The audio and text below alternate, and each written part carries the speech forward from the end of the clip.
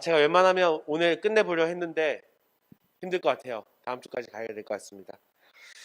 예, 오늘 우리가 잘 알고 있는 전신갑주를 취하라라는 내용, 입으라라는 내용의 말씀이죠. 한 목소리로 함께 읽겠습니다. 끝으로 너희가 주 안에서와 그 힘의 능력으로 강건하여 지고 마귀의 관계를 능히 대적하기 위하여 하나님의 전신갑주를 입으라. 우리의 씨름은 혈과 육을 상대하는 것이 아니요 통치자들과 권세자들과 이 어둠의 세상 주관자들과 하늘에 있는 악한 영들을 상대함이라. 그러므로 하나님의 전신갑주를 취하라. 이는 악한 날에 너희가 능히 대적하고 모든 일을 행한 후에 서기 위함이라. 그런즉 서서 진리에 너희 허리띠를 띠고 의의 호심경을 붙이고 평강의 복음에 준비한 것으로 신을 신고 모든 것 위에 믿음의 방패를 가지고 이로써 능히 악한 자의 모든 불화살을 소멸하고 구원의 투구와 성령의 곧 하나님의 말씀을 가지라. 모든 기도와 간구를 하되 항상 성령 안에서 기도하고 이를 위하여 깨어 구하기를 항상 힘쓰며 여러 성도를 위하여 구하라. 또 나를 위하여 구할 것은 내게 말씀을 주사 나로 입을 열어 복음의 비밀을 담대히 알리게 하옵소서 할 것이니 이를 위하여 내가 사사슬의 메인 사신이 된 것은 나로 이 일에 당연히 할 말을 담대히 하게 하려 하심이라. 아멘. 네, 오늘은 구체적으로는 17절까지의 말씀을 정리할 거고요. 그래서 전신갑주에 대한 이야기를 할 겁니다. 제목을 그냥 전신갑주로 얘기하려다가 말씀을 쭉 준비하면서 그냥 이렇게 바꿔봤습니다. 네, 유일한 길. 계속해서 제가 말씀에 있는 어떤 단어를 가지고 제목을 정했었는데 오늘은 말씀이 없지만 오늘 이렇게 설명하는 것이 좋지 않을까. 이 전신갑주라는 것을 결론 짓게 된다면 유일한 길이다라고 생각할 수 있을 것 같습니다. 말씀을 정리해 볼게요. 자, 이제 에베소서의 마지막 교훈의 장면이에요. 우리가 다음 주에 함께 볼 이야기는 끝인사입니다. 끝인사. 바울이 교회를 향한 끝인사를 하고 있는 부분이고요. 이제는 실질적으로 에베소서의 전체 내용을 정리하고 있다라고 볼 수 있죠. 그래서 시작이 이겁니다. 끝으로 이제 자 이런저런 이야기를 다 했어요. 복음의 하늘로부터 오는 복음과 성령으로 하나 되게 하신 것과 이제는 너희가 주 안에서 예수 그리스도의 십자가 안에서 서로 연합되어진 하나의 교회다는 얘기를 계속해서 이야기했습니다. 그렇죠? 그래서 그 교회의 삶이 무엇인지, 교회가 어떻게 연합되어야 될 건지 이제 얘기했다면 이제 얘기하는 것은 뭐냐면 이제 너희 교회가 어떻게 살아가야 하는 것인가. 이 교회가 살아갈 세상이 평안하지 않다라는 거예요. 너희가 살아갈 세상은 어떤 거죠? 마귀의 관계가 넘쳐나는 곳이다라는 것이죠. 너희가 싸울 대상은 이제는 교회 안에 싸우는 것이 아니라 통치자들과 권세자들과 이 어둠의 세상 주관자들, 하늘에 있는 악한 영들을 상대함이라. 결국은 사탄과 그 사탄에 따르는 무리들의 악한 영들의 세력과의 보이지 않는 싸움, 눈에 나타나지 않는 싸움을 살아가야 되기 때문에 그것을 준비하고 견고히 세워라라고 마지막 교훈을 주고 시작한다라는 것이죠. 그게 끝으로라고 가진 단어의 의미입니다. 이제는 교회인 너희가, 연합된 너희가, 하나인 너희가, 하나님의 빛의 자녀인 너희가 어떻게 세상 가운데 살아갈 것인가. 그것을 바울은 전신갑주라는 것으로 우리에게 표현하고 있다는 것이죠. 이런 거죠. 잘 들어. 이제 잘 들어. 그런 거죠. 앞에 거 다 못 들어도 괜찮아. 마지막으로 한마디 할 테니까 잘 들어요. 이거 들으면 앞에 얘기한 것들이 또 다시 이해될 거고, 아니 이제 살아갈 만한 작은 힘을 얻을 수 있을 겁니다 라고 얘기하고 있습니다. 전신갑주라고 얘기하죠. 전신갑주는 이런 거예요. 완전한 무장을 뜻하는 겁니다. 그냥 머리 끝에서 발끝까지. 이거를 우리가 또 신학적으로 설명하자면 하나님께서 만들어 주시는 것을 의미하고 있는 거예요. 그러니까 바울이 전신갑주를 입으라, 취하라고 하는 것은 뭐냐면 너희가 스스로 챙겨서 입을 수 있는 것이 아니야라고 얘기하는 것이고요. 이 전신갑주는 하나님이 주시는 것이니까 하나님이 주시는 것들을 받으라라고 얘기하고 있는 겁니다. 이해가 되십니까? 우리가 만들어 입는 게 아니에요. 우리가 스스로 쟁취하는 게 아닙니다. 이 전신갑주라는 것은 완전한 무장은 우리가 할 수 없는 것인데 이것을 하나님께서 만들어 주셨기 때문에 우리는 그것을 가져서 입으라는 거죠. 이것을 우리는 은혜라고 얘기할 수 있겠죠.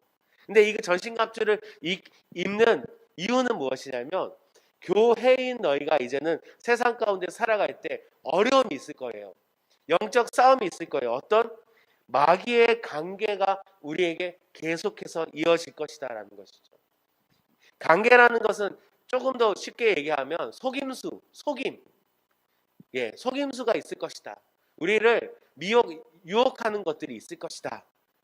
어떻게요? 하나님의 자녀답지 못한 삶을 살게끔, 하나님을 배신하게끔 하는 유혹들이 계속 있을 것이다라고 하는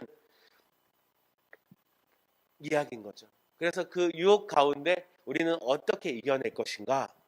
그죠? 그리고 나서 중요한 것은 뭐냐면 이 말씀은 또 뭐 어떤 것을 우리에게 의미하냐면 우리는 끝까지 싸워야 되는 상황이라는 거예요.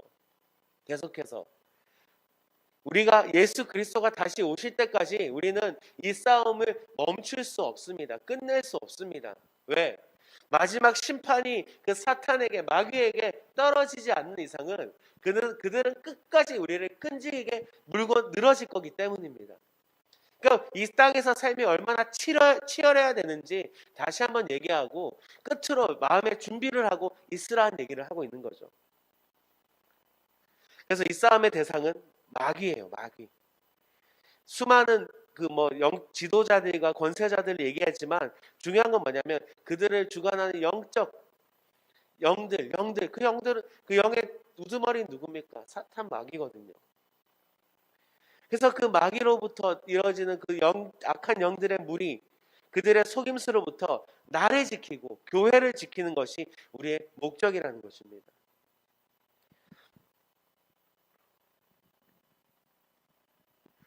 그리고 이 싸움은 예수님 오실 때까지 계속 되는 것이기 때문에 우리는 계속해서 싸워야 되는 것임을 다시 한번 생각해 볼 수 있고요. 그런데 오늘 우리가 읽은 이 말씀 중에 되게 계속해서 우리가 들었던 말씀이 있는데요. 10절 보면요. 끝으로 너희가 주 안에서 제가 에베소서 말씀을 전하면서 아주 많이 강조했고 우리 본문의 제목, 설교의 제목으로도 정했던 말이에요. 주 안에서, 주 안에서, 주 안에서.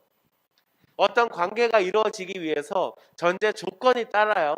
교회가 교회다워지기 위해서 교회가 교회 그 안에서 사람들과의 관계 가운데 서로를 섬기기 위해서 필요한 조건이 있었습니다.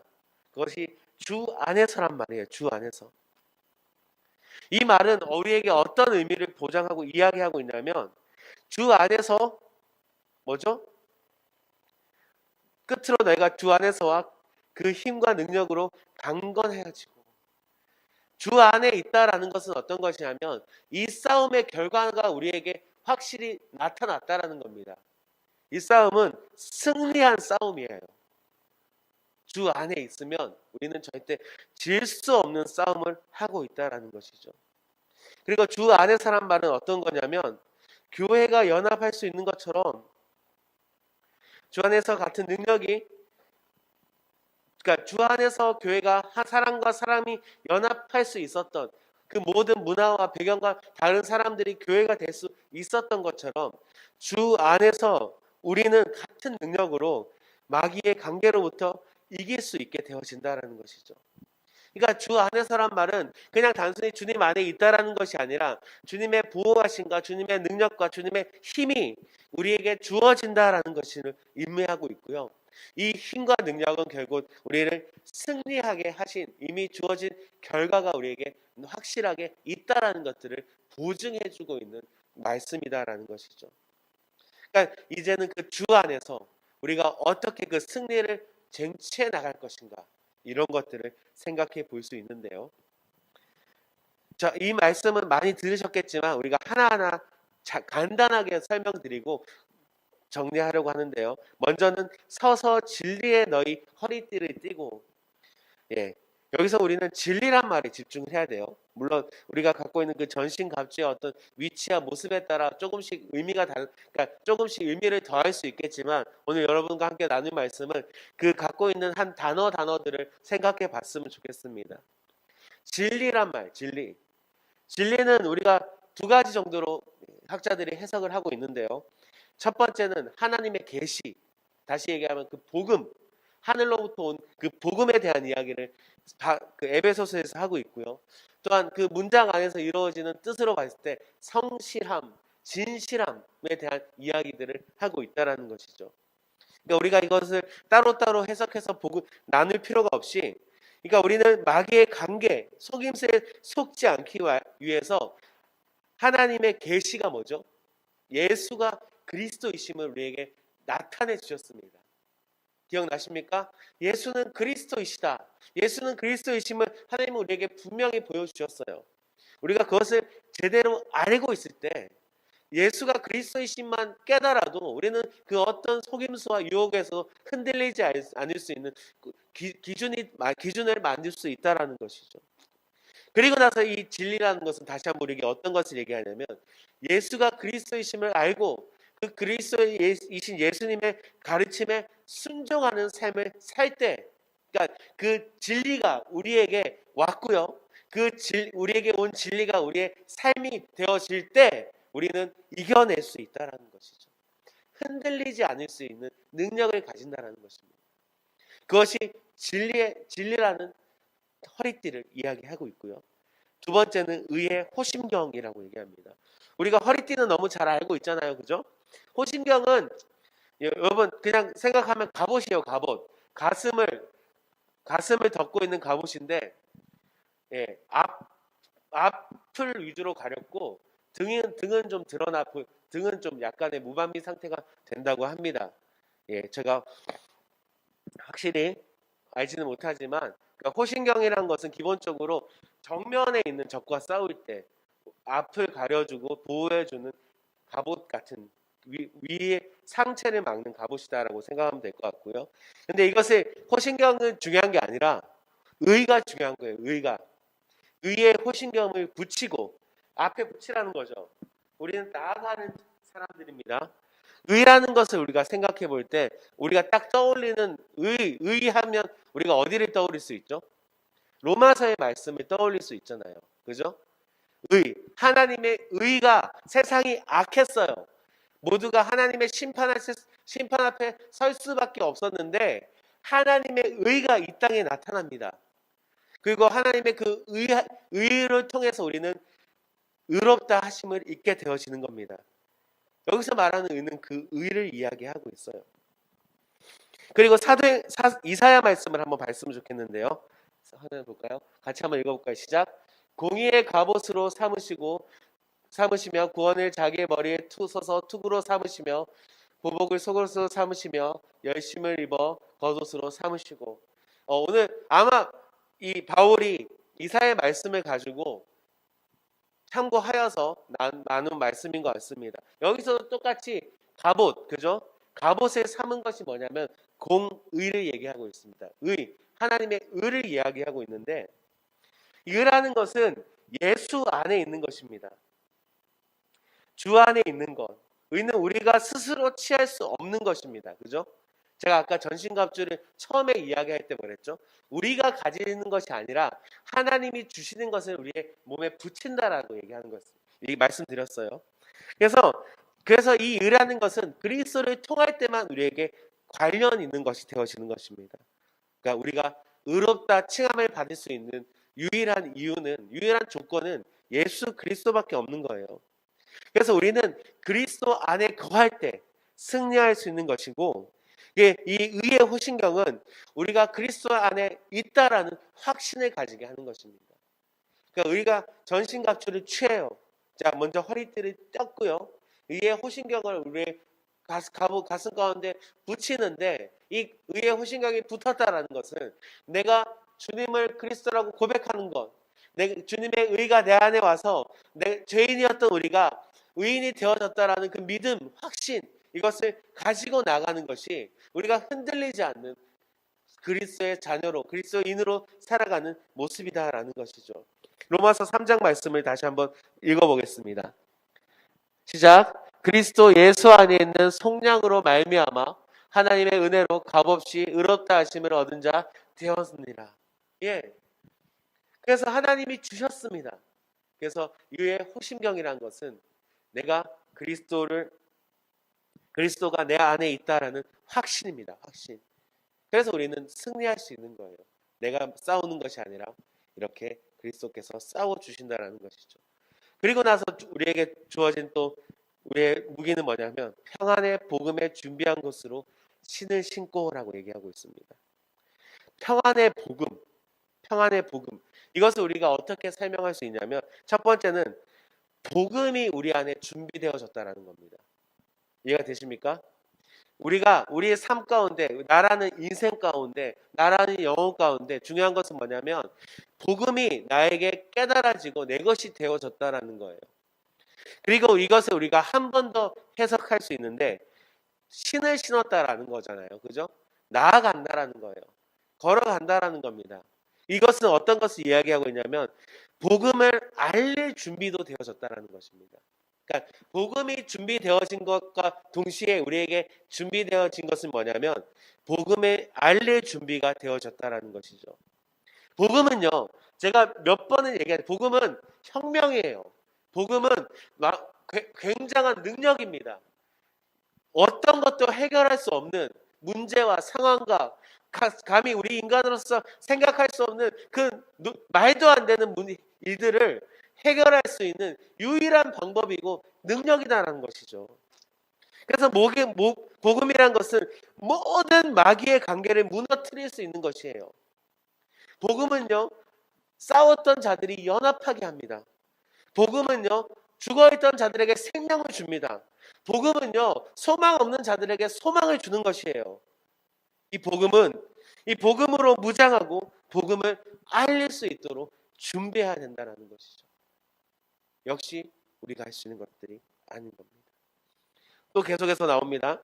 모든 것 위에 믿음의 방패를 가지고, 이 방패는 어떤 것을 말하냐면 악한 자들의 모든 불화살을 막는 방어구가 되는데요. 자, 그러면 악한 자들의 불화살은 뭘까요? 마귀가 우리에게 하는 것은 어떤 것일까요? 육체적인 상해를 입힐 수도 있겠죠. 금전적인 상해를 입힐 수도 있겠죠. 하지만 마귀가 우리에게 가장 크게 이야기하는 것은 뭐냐면 됐어, 이걸로 괜찮아요. 잘못된 거짓 죄책감, 양심을 자극해서 더 할 필요 없어. 이 정도로 충분해.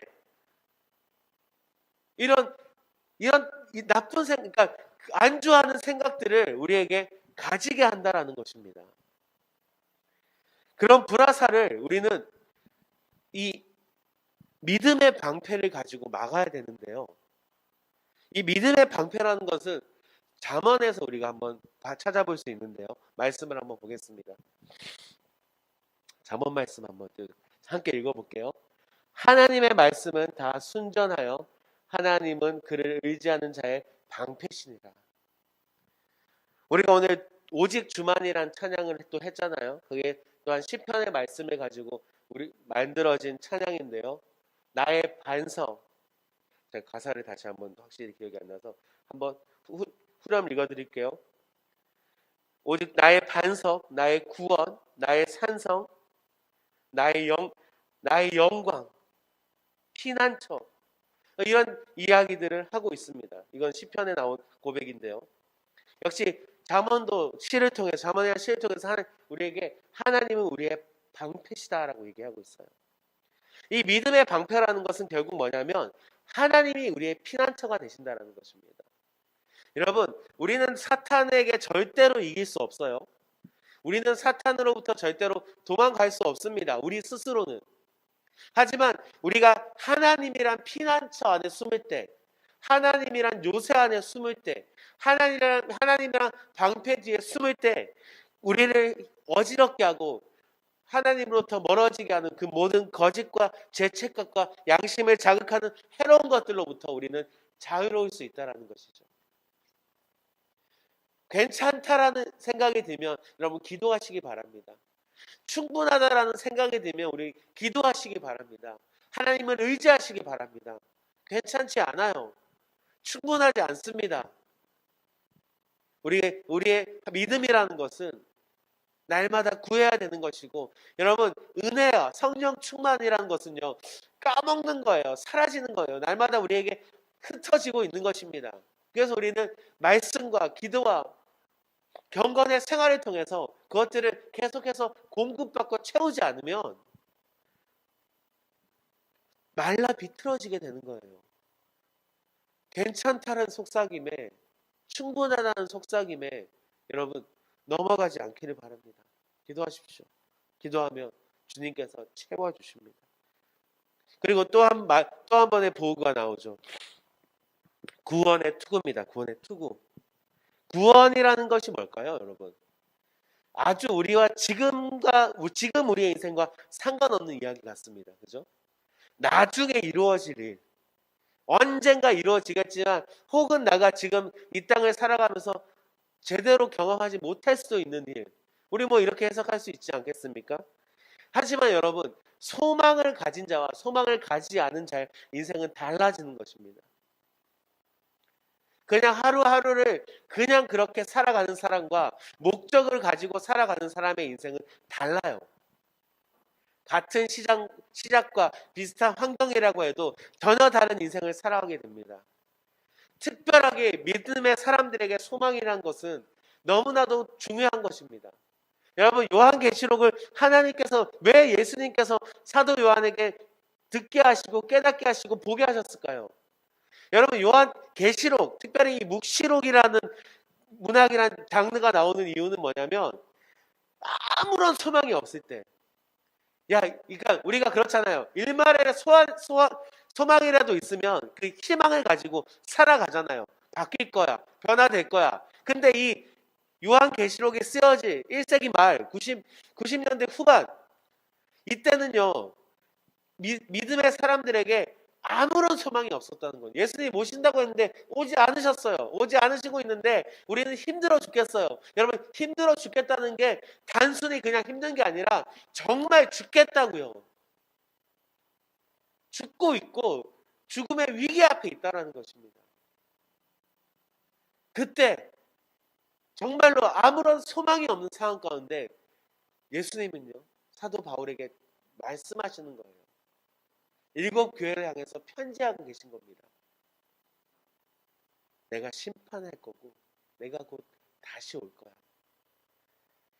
이제 이 말씀, 이 소식을 들은 믿음의 사람들은 희망을 갖기 시작합니다.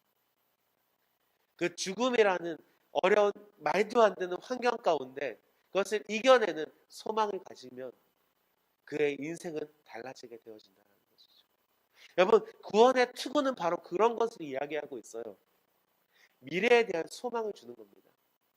우리의 상황과 환경을 뛰어넘는 주님께서 이루실 것들에 대한 소망이 우리에게 있을 때, 그렇잖아요. 손해 봐도 되고 조금 더 섬겨도 되고 우리가 조금 더 참아도 돼요. 왜? 우리는 승리했으니까. 우리는 천국이 주어졌으니까. 우리는 영원한 하나님 나라에 거할 거기 때문에 이 땅에서의 그 시간들 조금 감내하면 되죠. 괜찮잖아요. 이것이 구원이 주는 소망이라는 것입니다. 제가 작년이죠. 교회에 와서 처음 나눴던 8번의 설교가 있습니다. 믿음으로 사는 즐거움이라는 책을 가지고, 존 파이퍼 목사님 책을 가지고 나눴었는데, 거기에 나왔던 내용이 그거예요. 장래에 대한 소망이 우리를 어떻게 긍정적으로 주님 안에서 그리스도인답게 살아가게 할 것인가. 마지막입니다. 성령의 검, 하나님의 말씀을 가져라. 이것은 우리가 누가복음, 그러니까 예수님의 이야기를 가지고 정리하고 마무리하겠는데요. 누가복음 4장과 마태복음 4장, 마가복음 1장에 함께 등장하는 사건이 있습니다. 예수님이 공생애를 시작하기 전에 광야에서 40일 동안 금식을 하세요. 그리고 그 광야를 지나서 금식을 마칠 때 사탄으로부터 3가지 시험을 받게 됩니다. 혹시 기억나시나요? 3가지. 첫 번째 뭐냐면, 금식했으니까 배고픈 가운데 있잖아요. 돌을 떡으로 만들어 먹어라. 그죠? 두 번째, 제가 기억이 안 나네요. 다시 한번 제가 찾아보겠습니다. 순서를 까먹었어요.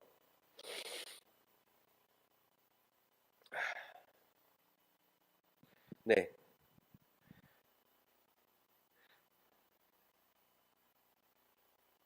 자, 두 번째는 나에게 절하면 모든 권세를 주겠다. 세 번째가 뭐냐면 높은 곳에서 뛰어내리면 너를 사자들이 지킬 것이다. 요 세 가지를 하는데 예수님이 어떻게 반박을 하시냐면 이게 그냥 즉흥적으로 이야기를 하시는 게 아니라 구약에 특별히 신명기에 기록된 말씀을 가지고 하나하나의 시험을 이겨내시거든요. 첫 번째, 돌을 떡으로 만들라 할 때는 신명기 첫 번째 말씀 볼게요. 8장입니다. 함께 있습니다. 너를 낮추시며 너를 줄이게 하시며 또 너를 알지 못하며 내 조상들도 알지 못했던 만나를 내게 먹이신 것은 사람이 떡으로만 사는 것이 아니요 여호와의 입에서 나오는 모든 말씀으로 사는 줄을 내가 알게 하려 하심이니라. 예수님은요 이 말씀의 구절을 구약의 말씀을 가지고 마귀에게 대적합니다. 물리치는 거죠. 두 번째 뭐죠? 나에게 절하라고 했을 때 그 다음 이렇게 이 말씀을 가지고 이야기합니다. 다음 볼게요. 함께 있습니다. 시작. 내 하나님 여호와를 경외하며 그를 섬기며 그의 이름으로 맹세할 것이니라. 네. 마지막 세 번째 뭐죠? 높은 곳에서 뛰어내리라고 했을 때 이렇게 얘기합니다. 시작. 너희가 마사에서 시험한 것 같이 너희 하나님 여호와를 시험하지 말고. 예. 모세 오경, 특별히 신명기에 나온 모세의 그 교훈을 통해서 사단 마귀에게 시험을 대적하고 있다는 겁니다. 저는 이 말씀을 어떻게 생각하냐면 여러분 상식적으로 생각해 보자고요. 예수님이 사탄에게 시험 받을 이유가 있을까요? 없다라는 것이죠. 애시당초 이 관계는 성립되지 않아요. 감히 예수님께 다가설 수 없는 것입니다. 사탄이란 존재는. 근데요, 여기서 중요한 것은 뭐냐면 인간 예수가 사탄의 유혹으로부터 시험으로부터 어떻게 이겨내는지 나타나고 있다라는 것이죠. 완전한 인간이신 예수 그리스도가 왜 이 장면이 성경에 실렸냐면 저는 이렇게 생각합니다. 바로 예수님께서 우리에게 보여주고 계신다라는 것이죠. 어떤 말씀? 성령의 곧 하나님의 말씀의 무기라는 것이 어떤 능력이 있는지 직접 보이고 나타내주고 계신다라는 거예요. 여러분, 우리는 절대로 사탄을 이길 수 없습니다. 우리는 절대로 마귀를 이길 수 없어요. 하지만 우리가 그들을 물리칠 수 있는 피할 필요도 없습니다. 물리칠 수 있는 유일한 무기가 있는데 그것이 뭐냐면 성령의 말씀이다라는 것이죠. 예수님은 오늘 그 장면을 이 사단의 시험을 통해서 나타내주고 있다라는 것이죠. 어려움이 있습니까? 유혹이 있습니까? 여러분 기도하시고요. 말씀을 보세요. 이게 너무 허무맹랑한 말처럼 들려요. 여러분 근데 놀랍게도 그 안에 답이 있습니다. 그 안에 우리를 깨닫게 하는 능력이 있어요. 그 안에 우리가 살아가게 하는 길이 보여준다고요. 그 성경 가운데 그 말씀 가운데 주님 우리를 깨닫게 하신다는 것입니다. 정리합니다. 끝나지 않은 전투 가운데 우리는 오직 하나님의 능력만으로 싸울 수 있습니다. 하나님의 능력만으로 피할 수 있는 것입니다. 여러분 나라는 자신을 의지하는 것만큼 어리석은 것이 없어요. 우리는 쉬운 길들을 무시할 때가 있습니다. 그래서 일부러 험난한 길을 가고 도전하고 그것을 자랑하기도 합니다. 여러분 근데 여러분 우리가 오해하지 않았으면 좋겠어요. 하나님을 의지한다는 것은 쉬운 길이 아닙니다. 마치 우리가 비겁해 보일 수도 있지만 여러분 이건 비겁한 길이 아니에요. 이것은 유일한 길입니다. 유일한 길. 그렇기 때문에 우리가 그것을 선택하는 거지 우리가 비겁하기 때문에 이것이 쉬워 보이기 때문에 선택하는 것이 아니에요. 하나님이란 길은 유일한 길입니다. 그리스도란 길은 유일한 길입니다. 우리가 전신갑주를 취해야 하는 이유는 그 방법밖에 없기 때문이에요. 여러분, 그 유일한 길을 바르게 볼 수 있도록 그것을 가지고 그 모든 유혹으로부터 이기며 살아갈 수 있도록 예수님의 이름으로 부탁드리겠습니다. 기도하겠습니다.